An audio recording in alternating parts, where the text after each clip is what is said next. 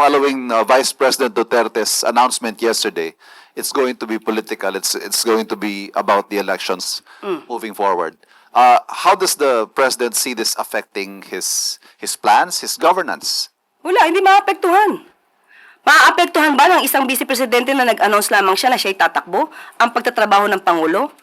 Kung ang iisipin lamang ng Pangulo natin ay ang mga sinasabi ng vice presidente, hindi natatakbo ang gobyernong ito.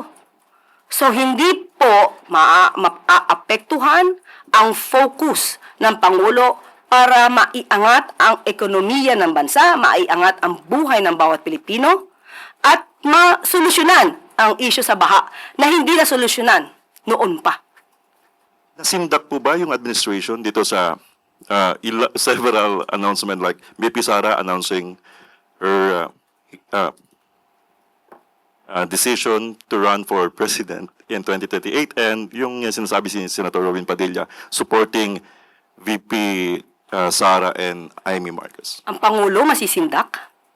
Hindi naman po kasindak-sindak yung pag-a-announce na siya'y tatakbo sa pagkapangulo dahil ramdam na po even before ang kanyang pangangampanya sa labas. So hindi po nakakagulat kung siya mag-announce na siya'y tatakbo bilang Pangulo. Reaction lang po, ma'am, ng Palas doon sa sinusulong ni Senator Robin Padilla na Sara and Amy tandem for 2028, given na Senator Amy is a sister po ni President. Thank you. Sila din po ang dating tinawag na Team Itim. So ngayon po, wala pong maaaring tugon at hindi pa po tumutugon o nagre-react ang Pangulo patungkol po dyan.